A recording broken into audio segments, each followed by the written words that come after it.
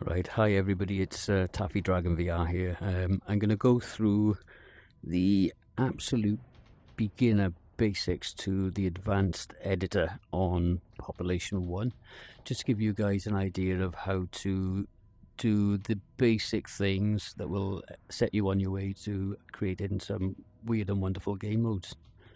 So first things, we're going to load into the builder, and I will load a template map. So this is a blank map with absolutely nothing on there other than the basic rules for the team deathmatch or capture the flag. So I'll go to create. I mean, a lot of you are going to know how to get a template up and build.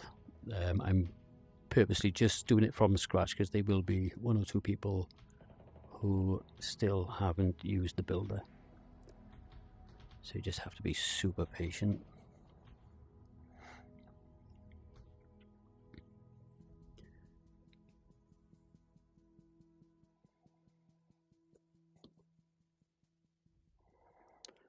So when you load a template, this is basically what you will be faced with. You have Team A and Team B spawn points and a pre-match spawn point. You need 6 of each team and 3 pre-match to allow you to test the game or to play the game, and 1 zone barrier. So I'm going to move this out of the way because it can be a little bit off-putting whilst building. We'll keep these here. So first thing we need to do to activate the advanced editor features is, let me just get my build menu up. If you go to, oh, it's already there. So if you haven't used it before, it will look something like this. You'll have no option down here. So you click on edit rules, and here on the right hand side you see advanced editor. What you need to do is just slide that checkbox over, and here you see the warning saying this feature gives access to internal tools allowing for more complicated game creation. Use at your own risk. So I mean, it's a little disclaimer because if you do things wrong, it's not going to do any damage. You're not going to harm it, but it's going to make your games not make much sense, and they might not run smoothly. So we'll okay that. So now I have the event editor option tab at the bottom of the play menu. So we click on that, and this is where all your weird and wonderful things happen for to allow you to create your game rules. So it's currently set as deathmatch, and the absolute basics for deathmatch would be scoring. Every deathmatch must have this present. So it's a kill enemy event and a self knockout event.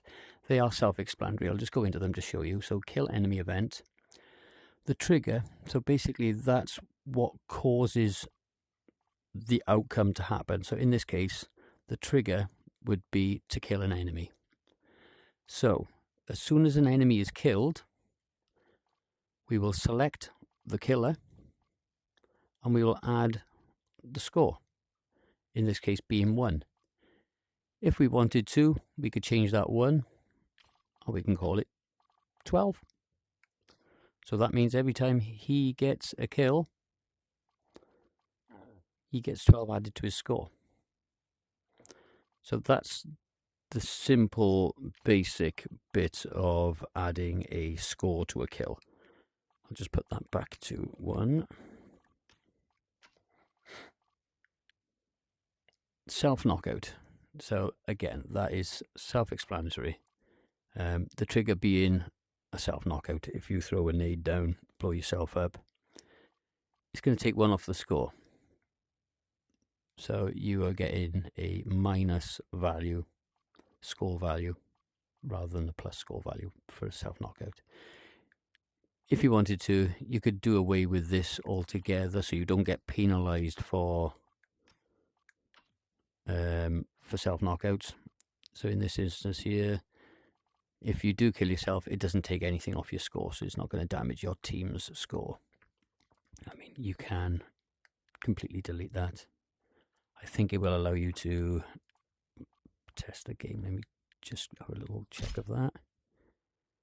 Yep, that's fine. So that will allow us to run the game without a self-knockout event. Right, so I'm just going to pause it there a second, guys.